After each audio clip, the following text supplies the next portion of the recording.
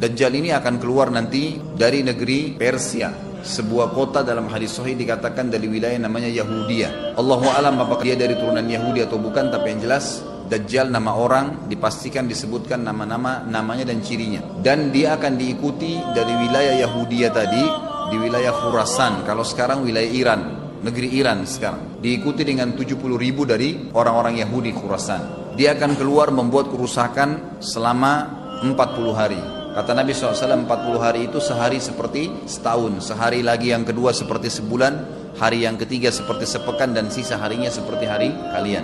Ulama hadis mengatakan yang dimaksud adalah sehari pertama seperti setahun, memang setahun maksudnya. Jadi Dajjal akan buat kerusakan setahun, 2 bulan, 2 pekan.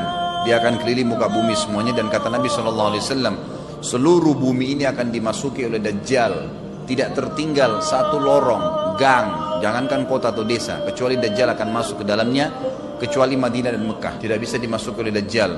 Kata Nabi SAW dalam hadis sahih, karena di setiap pintu gerbang Mekah dan Madinah malaikat menghenuskan pedangnya dan menghalau Dajjal sehingga Dajjal tidak bisa masuk.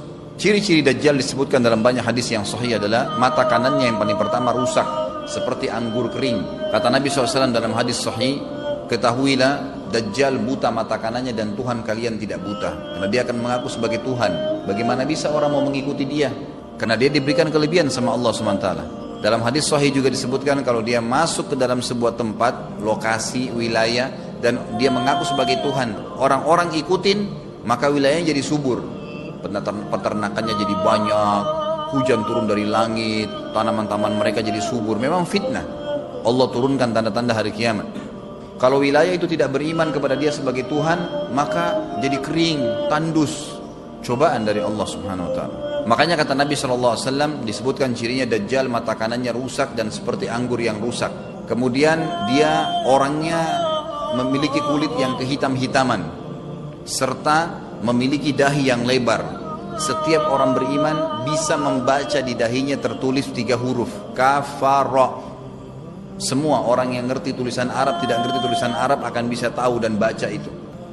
Di dahinya tertulis naudzubillah kafara, kufur. Semua orang muslim, orang beriman bisa baca itu. Rambutnya keriting dan orangnya tinggi besar. Dia akan mengaku sebagai Tuhan, dan Dajjal akan diikuti kata Nabi SAW dengan pohon, dengan gunung, bergunung-gunung makanan. Allahu a'lam maksudnya bergunung-gunung ini seperti apa, tapi Dajjal kemungkinan besar memiliki banyak sekali persiapan yang dia akan berikan kepada wilayah-wilayah yang beriman kepadanya. Kata Nabi SAW, kalau kalian dengar Dajjal keluar di satu lokasi, maka menghindarlah.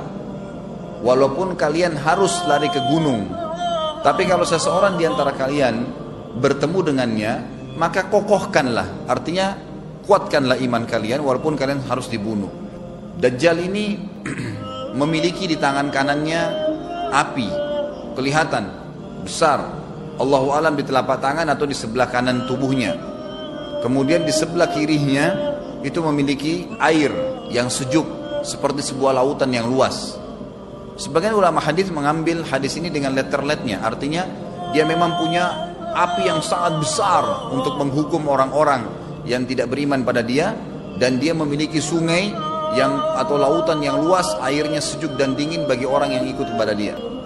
Kata Nabi SAW, kalau kalian ditangkap oleh Dajjal, hadis begini, kalau kalian dengarkan Dajjal, carilah tempat yang jauh dan jangan seseorang di antara kalian berkata, imanku kuat, aku akan menghadapinya. Karena bisa saja dia mengatakan itu, ternyata pada saat ketemu dia jadi pengikutnya.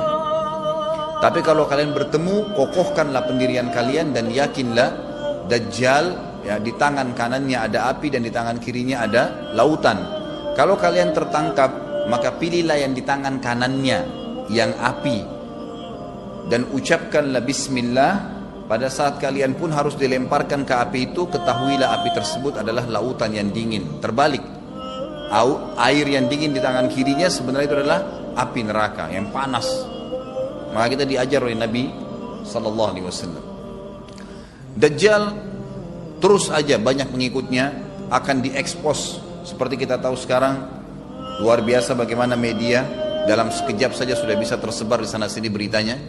Kata sebagian ulama yang menanggapi fasilitas media kita di zaman sekarang mengatakan, kemungkinan besar memang Dajjal ini akan terekspos sangat cepat karena adanya media kayak kita sekarang. cepatnya dia keliling muka bumi ini setahun, 2 bulan, 2 pekan, sudah semua bumi ini dilingkari, didatangin karena memang sekarang fasilitas pesawat ada, transportasi mudah. Dan memang ada salah satu hadis yang dihasankan oleh para ulama, salah satu tanda-tanda hari kiamat adalah adanya besi yang berterbangan yang menjadi tunggangan manusia. Sekarang ada pesawat, ada kereta api, ada mobil. Nah itu ada hadisnya, maksud tanda-tanda hari kiamat. Dajjal nanti akan masuk ke Mekah dan Madinah, akan tiba di Mekah dan Madinah, tapi yang dibahas dalam hadis adalah di kota Madinah. Lalu kemudian dia mau masuk tapi tidak bisa dihalang, maka dia naik ke atas sebuah gunung yang tinggi bersama pengikutnya, lalu dia berkata kepada para pengikutnya, apakah kalian lihat istana yang putih itu? Maksudnya melihat ke Masjid Nabawi. Lalu berkata para pengikutnya, iya tentu saja.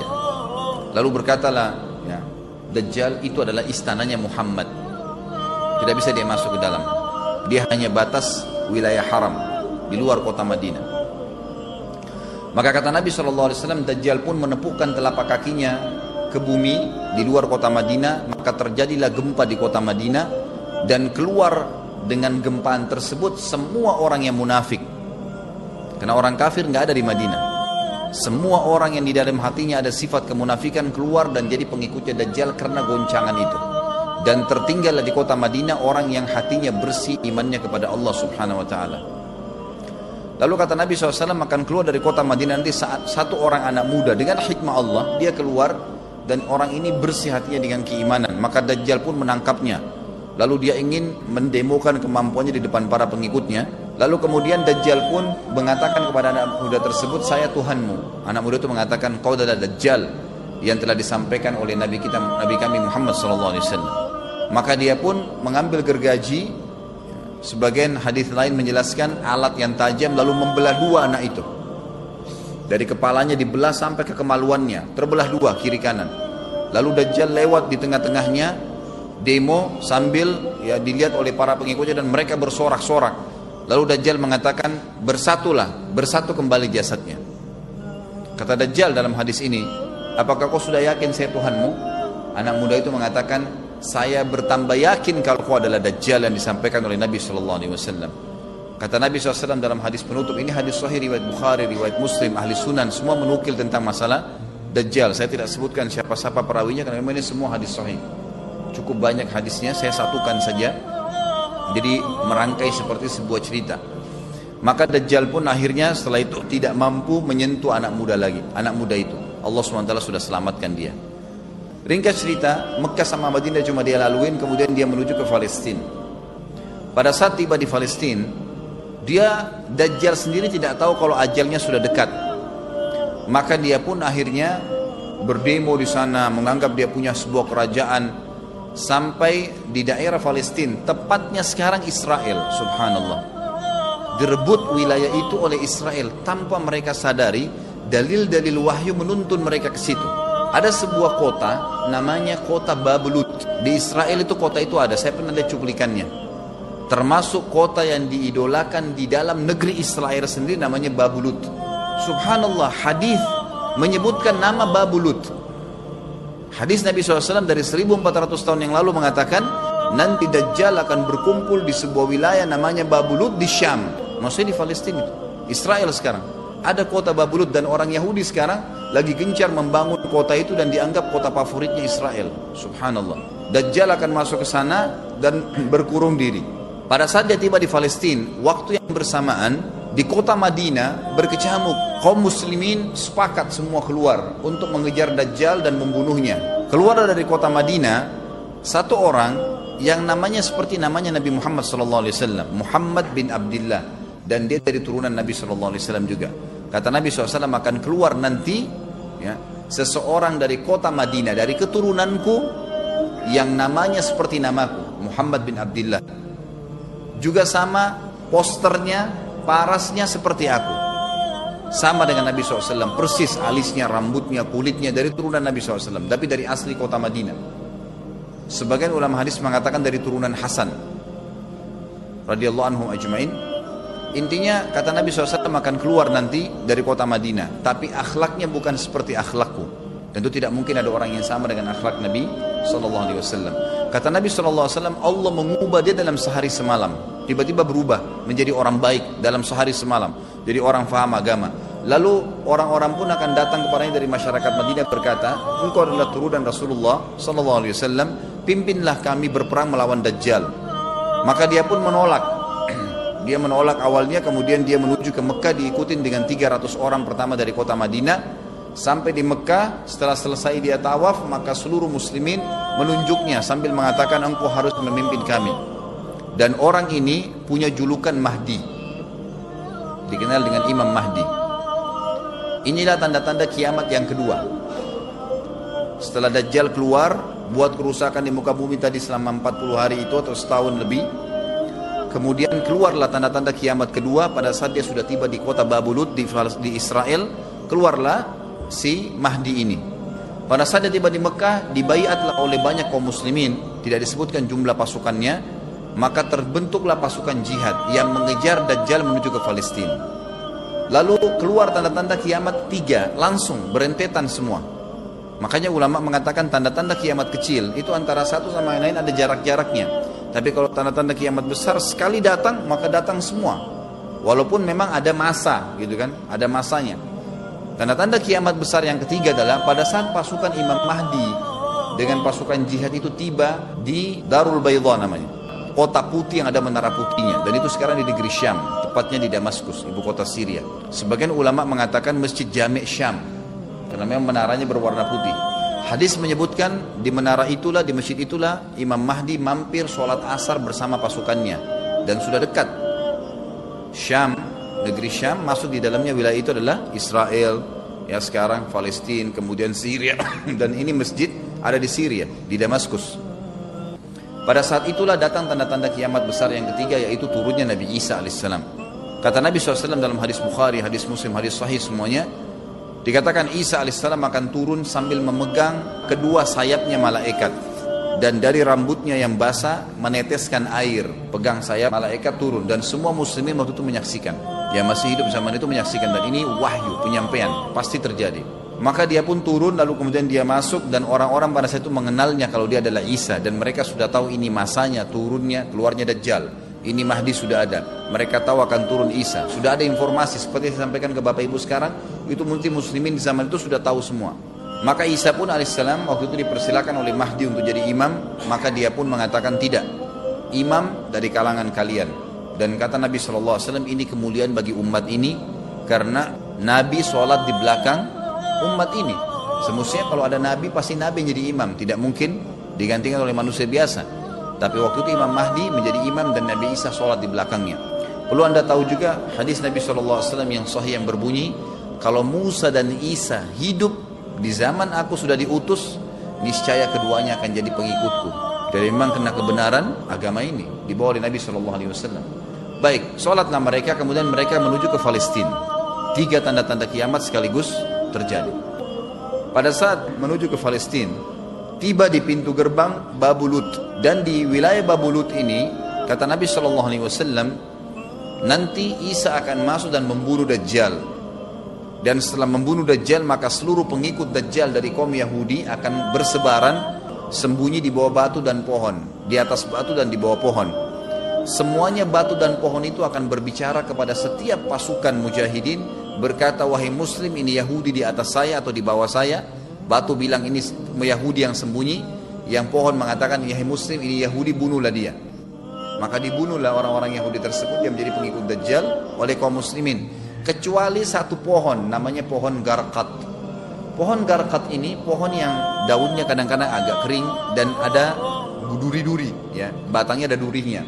Subhanallah, pohon ini dikenal dengan pohon Yahudi, karena satu-satunya pohon yang tidak akan bicara nanti adalah pohon ini.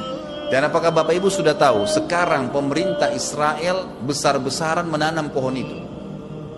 Subhanallah, kalau anda lihat di berita tentang apa yang sekarang ditanam di negeri Israel orang Yahudi, maka yang paling banyak adalah pohon Garqat.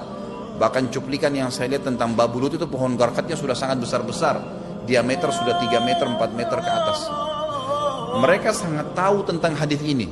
Tapi memang orang Yahudi, sebagaimana Ibnu Abbas katakan radhiyallahu anhuma, beliau mengatakan sabda firman Allah SWT tafsirnya surah Al-Fatihah, ghairil maghdubi alaihim, bukan orang-orang yang kau murkahi ya Allah, ihdinas siratal mustaqim, tunjukkanlah kami jalan yang lurus, siratal ladzina an'amta alaihim, jalan orang-orang yang telah kau berikan petunjuk, maksudnya orang-orang yang beriman.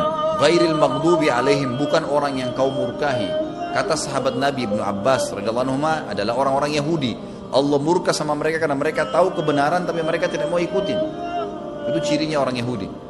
Bahkan Allah mengatakan tentang mereka terhadap Nabi SAW, ya'rifuna kama ya'rifuna abna'ahum.